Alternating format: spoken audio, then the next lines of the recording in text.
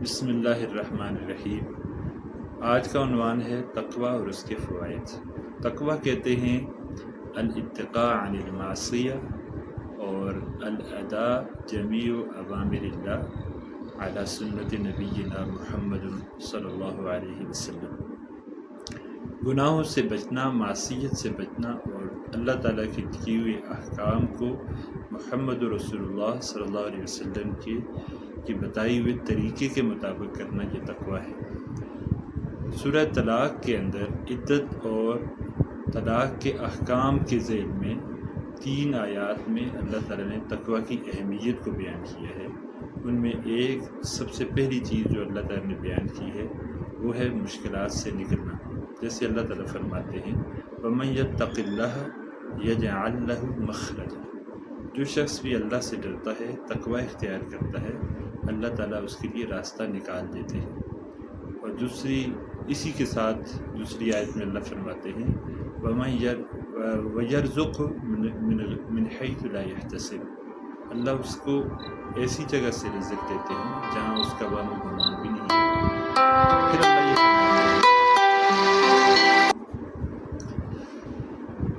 اللہ تعالیٰ اس کو ایسی جگہ سے رزق دیتے ہیں جہاں اس کا وہم و گمان بھی نہیں ہوتا، بے حساب رزق دیتے ہیں۔ اور تیسری جگہ اللہ فرماتے ہیں وَمَن يَتَّقِ اللَّهَ يَجْعَلْ لَهُ مِنْ أَمْرِهِ يُسْرًا، جو شخص بھی اللہ سے ڈرتا ہے اللہ اس کے لیے اس کے کام میں آسانی پیدا فرما دیتے ہیں۔ اور چوتھی جگہ اللہ فرماتے ہیں وَمَن يَتَّقِ اللَّهَ يُكَفِّرْ عَنْهُ سَيِّئَاتِهِ، اور اسی کے ساتھ یہ فرماتے ہیں وَيُعْظِمْ لَهُ أَجْرًا۔ 5 فوائد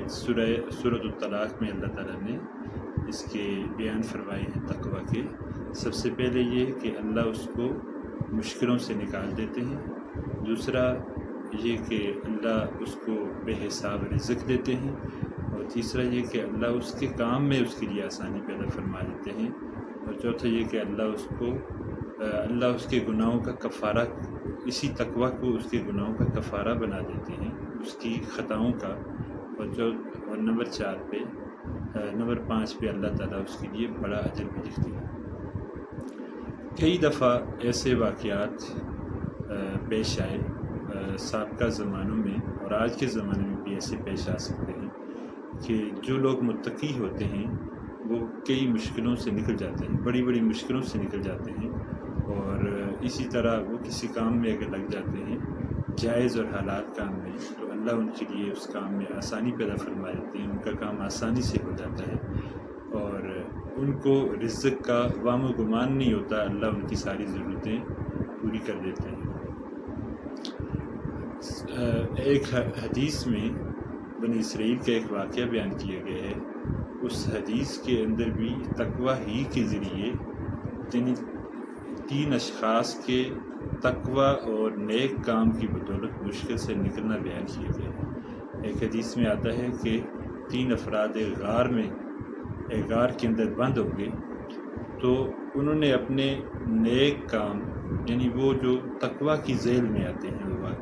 وہ کام انہوں نے بیان کیے، اور اس کے واسطے سے اللہ سے اس مشکل سے نکلنے کے لیے دعا کی، تو اللہ نے ان کے لیے راستہ نکال دیا۔ جیسے کہ ایک شخص نے کہا کہ میرے بوڑھے والدین تھے، میں نے اپنے جانوروں کا دودھ لایا تو میرے بچے روتے رہے دودھ کے لیے، لیکن میرے والدین سوئے ہوئے تھے دودھ کی انتظار میں، خوراک کی انتظار میں، تو میں بھی ان کے سرانے پہ کھڑا رہا یہاں تک کہ جب وہ جاگے تو میں نے ان کو دودھ پلایا۔